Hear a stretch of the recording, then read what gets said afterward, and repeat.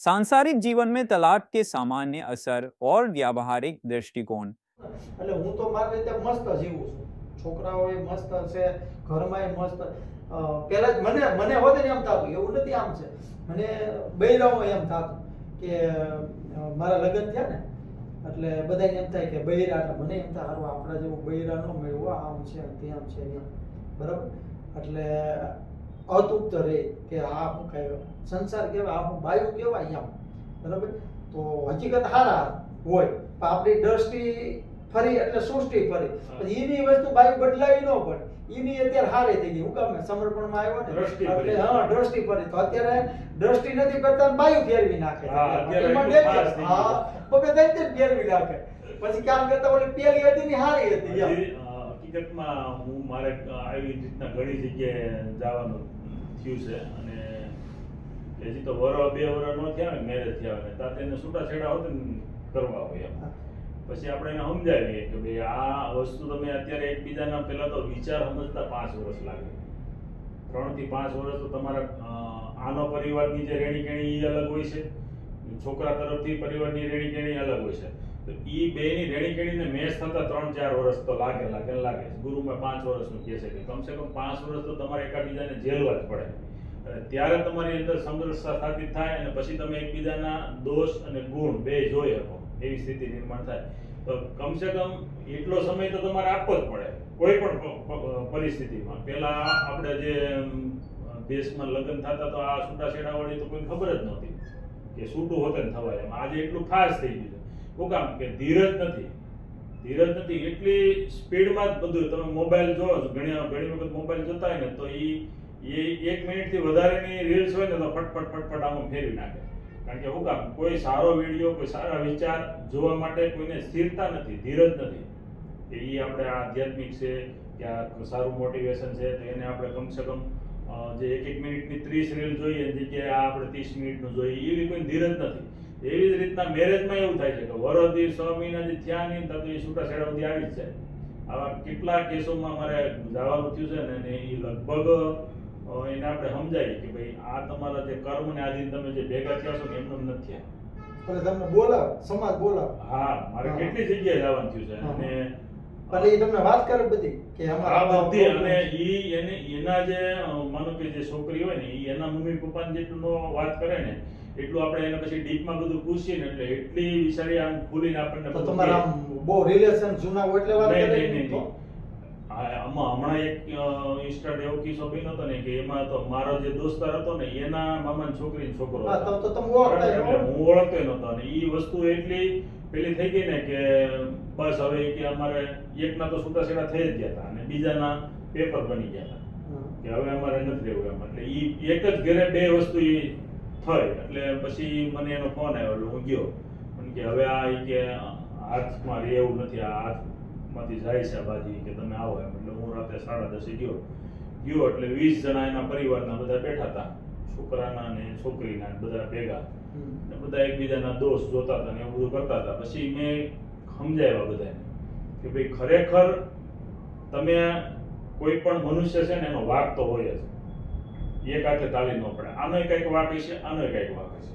અને આજે તમે એમ કહો છો અમારે છૂટાછેડા કરી નાખવા છે, તમે એટલા વડીલો થઈને તમે આ બધું જાણો છો છતાં હવે આ છોકરીને તમે બીજે ગમે અહીંયા મોકલશો તો અહીંયા હું તમને ખબર છે કે આના કરતા સારું ઠેકાણું તમને મળી જાય.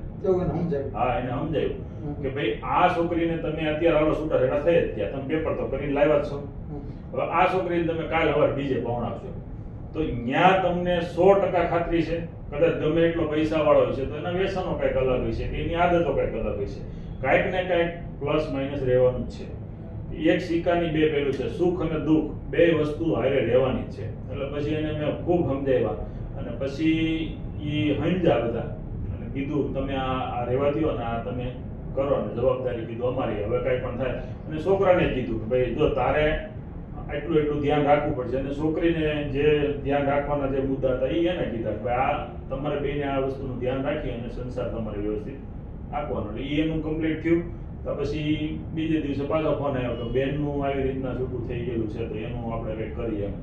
પછી એ બે પતિ પત્નીને બોલાવ્યા. એના તો ઓલરેડી છૂટાછેડા થઈ જ ગયા હતા, 6 મહિના થઈ ગયા હતા. એને મેં સવાર સુધી મેં તો સાંજે 7 વાગ્યાથી મીટિંગ મેં ચાલુ કરી અને સવારના 6 વાગ્યા સુધી બેયના પહેલા તો બધા આપણને દોષ જ કહે કે ભાઈ આ આમ કરે છે ને આ આમ કરે છે. એટલે એ બધાના જે એકબીજાની જે જવાબદારી, જે નૈતિક જવાબદારી આવતી હતી ને, એ છોકરીને સમજાવી કે આ તારે ફરજમાં જ આવે, આ તારે કરવું જ પડે. ઘરના જે કંઈ કામકાજ છે, જે કંઈ છે, એ મહેમાન આવે તો હાચવવાના આ છે તે. છોકરાની જે જવાબદારી આવતી હતી કે એ ધંધામાં વધારે પડતું આમ તેમ થતું હતું, એને એ સમજાવ્યું બધું.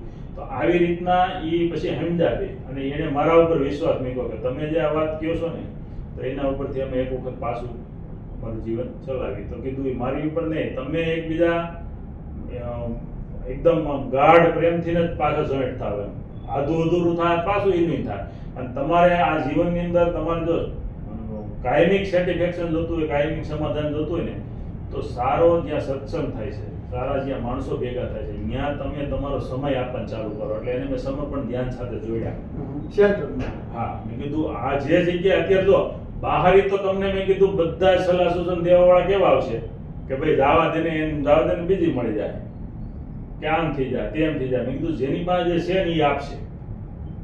તો તમારે કાંઈક સારું જોઈએ છે, તમારા ઘરની અંદર સારું વાતાવરણ જોઈએ છે. તો સારા વાતાવરણમાં જે લોકો કાયમિક રહે છે, સારા વિચારો જેની પાસે, એની પાસે તમારે જઈ અને કાંઈક સારું શીખવું પડશે.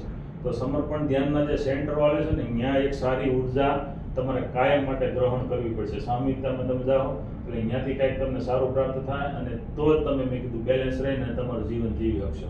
તો એ લોકો કમ્પ્લીટ થઈ ગયા અને મસ્ત રાજી ખુશીથી મસ્ત જમણવાર કરી અને પાછા બેના સંસાર રેડી. એના પછી એવો પ્રશ્ન નહીં આવ્યો કે તમે સમર્પણનું કહો છો, બરાબર, મને ખબર છે સમર્પણની, તમને પણ એ એમ નહીં કહેતા હોય કે અમે સ્વામિનારાયણ વાળા છીએ, અમે વૈષ્ણવ વાળા છીએ, તો અમે આમાં માનીએ છીએ કે આમાં માની, એવું એને નહીં કીધું. હા, એને કીધું ને, મેં કીધું તમે જો ગમે ધર્મ તમે ગમે એ માનતા હોય એની હારે કાંઈ વિરોધ નથી કીધું, પણ એ ધર્મને કમસે કમ તમે સમજો ને. તમે સ્વામિનારાયણ ભગવાનને માનતા હોય તો એમાં કઈ વાંધો નથી, પણ એ ધર્મમાં જે મૂળ જે કઈ ગયા ઘનશ્યામ મહારાજ, એને 456 તો પરમહંસ બનાવ્યા હતા, એને આત્મ સાક્ષાત્કાર કરાવ્યા હતા એટલા લોકોને. તો ઈ આજ કહી ગયા છે કે તમારે નૈતિક, તમારે પૂજા પાઠ ને ધ્યાન કરવું, એને ઈ શીખવાડ. તો તમે અહીંયા ધ્યાનને ખાલી તમારા જીવનમાં જોડવાનું છે, તમારો ધર્મ ફેરવવાનો કે એવું કઈ નથી કહેતો. એને ઈ હતા કે વૈષ્ણવ ધર્મને માનતા હતા કે એવું કંઈક હતું. એટલે મેં કીધું જેને માનતા હોય એને, પણ તમે તમારા જીવનમાં ખાલી 30 મિનિટ તમે તમારા માટે આપો. તમે જો આ ધંધામાં એટલો સમય ફાળવો છો, તમે એમ કહો છો રાતના 11 12 વાગે મારા ધંધામાં થાય, બરાબર. પહેલા તો એ સવારે 11 વાગે ઉઠવાનું, આ છે તે છે, એ બધું નીતિ નિયમમાં તમે લાવવું પડે તો સંસાર વ્યવસ્થિત હાલે. કારણ કે બે માણસ એકબીજાના દોષ જોઈ રાખે તો કોઈ દી હરખું હાલવાનું નથી, પણ એ બેને પૂરક બનવું પડે. હા, કે ભાઈ આને આ પ્રોબ્લેમ છે તો એ પ્રોબ્લેમ આપણે આમાં ક્રિએટ ન કરાય. માનો કે ક્યારેક ધંધેથી થાકીને આવ્યો છે તો તારે એનું હાવભાવ જોઈ લેવાના, તો એ પ્રમાણે આપણે પેલું નહીં કરવાનું. પણ એમાં મેં માર્ક કર્યું છે કે આપણે અત્યારે ભૂલ ક્યાં કરી છે ખબર? છોકરીનો સંબંધ કરીએ ને, ત્યાં મેં એ માર્કિંગ એવી રીતે કર્યું, આપણે એન્જિનિયર હોય ને એટલે આપણે કહીએ ભાઈ મારે એન્જિનિયર ગોતવો, ડોક્ટર હોય ને એટલે ડોક્ટર, એટલે ઈ માર્કિંગ મારે થયું. મને એક વ્યક્તિ એવો ડોક્ટર ડિગ્રી વાળા બે ભેગા થાય એટલે ઈ છે ને બે ફાસ હાલ, એ કોઈ ડીમ પણ ન કરે, ઈગો ટકરા, બોલે કે હું શ્રેષ્ઠ, બોલે કે હું, તો એ હકીકત સંબંધ કરે ન્યાજ મિસ્ટેક થઈ ગઈ તો આંધો લંગડો ગોતવાનો.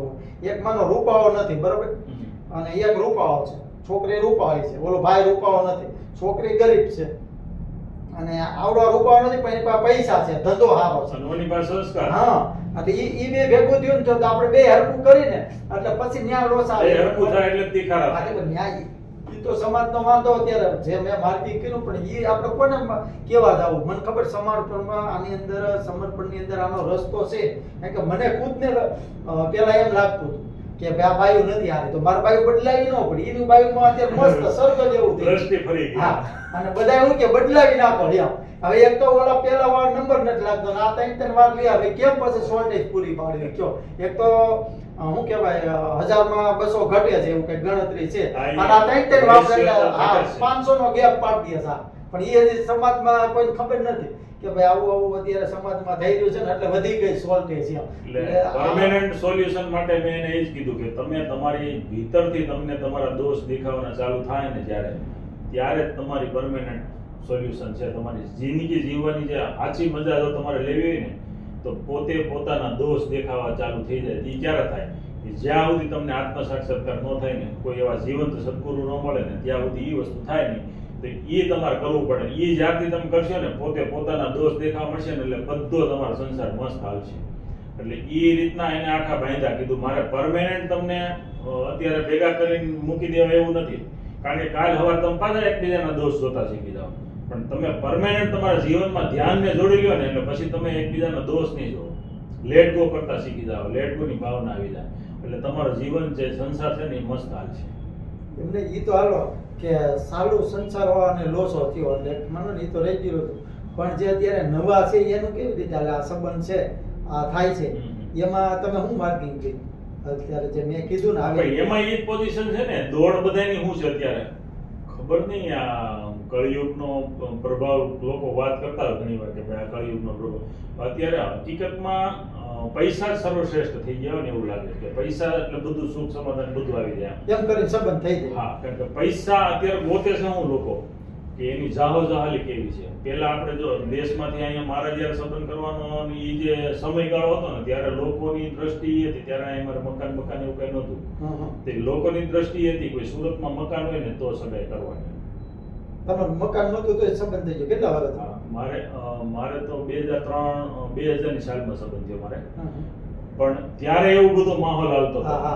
મકાન લેવું એટલે તો 2-2.5 લાખનું મકાન થતું હતું ને, હવે તો 5,000 ને આપણે વેત ન હોય તો મકાન કેવી રીતના લેવું? તો ઈ વસ્તુ જે માહોલ હતો કે ભાઈ મકાન હોય તો જ દેવાનું. એટલે અમુક એવું નથી કે બધાય આવું જ જોઈએ, અમુક માણસાએ જોવે છે કે ભાઈ માણસો કેવા છે, કુટુંબ કેવું છે, પરિવાર કેવો છે, બધાની અંદર ભાવનાઓ કેવી છે એકબીજા પ્રત્યે. પણ એવા તો બહુ ઓછા છે. એવી દ્રષ્ટિવાળા માનો કે આવા આધ્યાત્મિક સાથે જોડાયેલા હોય ને, એવા કોઈ હોય કે ભાઈ ઈ આવું બધું જોઈને ને બધું વિચારીને કરતા હોય. બાકી અત્યારે જનરલી ત્યારે એ જ પોઝિશન હતી કે ત્યારે સંબંધ કરવા બહુ મુશ્કેલ હતા. અને ધીરે ધીરે મકાનથી હવે આવી ગયું પાછું દેશમાં જમીન જોઈ, આ છે તે છે ને, હવે અહીંથી તો પાછું વિદેશ ગયા એટલે હવે કેનેડા હોય, ઓસ્ટ્રેલિયા હોય, તો અત્યારે પાછું ઈ કાંઈ નહીં, ઓસ્ટ્રેલિયા હોવો જોઈએ કે કેનેડા હોવો જોઈએ, એટલે અહીંથી છોકરી દીધી. હવે વિડીયો કોલમાં છોકરીઓ દેવા મળ્યા છે, એની દિશા શું થાય? અઠવાડિયામાં 5 દી ભેગા હોય તોય નથી હાલતું. અહીંયા ફરવા જાય, એક દી ફરવા ગયા હોય ને, સંબંધ થયો હોય તોય બીજે દિશા એમ કે ઈ મને આમ કહેતો હતો, ઈ મને આમ કહેતી હતી, બરાબર? તો આ વિડીયો કોલ ઉપર અહીંથી હગાઈ મિડાસ કરવા, એની દિશા શું થાય? અને ત્યાં એને સમજાવનારા કોણ મળશે? અહીંયા એટલા આપણે સહી કઈક પ્રોબ્લેમ થયો હોય તો સમાજના વડીલો હોય, આ છે તે છે, બેહારીને સમજાવીને પાછું રાગે પાડતા હોય. તો વિચાર કરો તમે, ત્યાં એવા સમજાય, ત્યાંથી એકાબીજા માટે લગ્ન પ્રસંગમાં કે એવા કઈક સારા ફંક્શનમાં આવવા માટે ટાइम નથી કોઈ પાસે. कृपया आने वाले आध्यात्मिक और ध्यान के वीडियो की नोटिफिकेशन पाने के लिए बेल आइकन दबाएं और सब्सक्राइब जरूर से करें। जय बाबा स्वामी।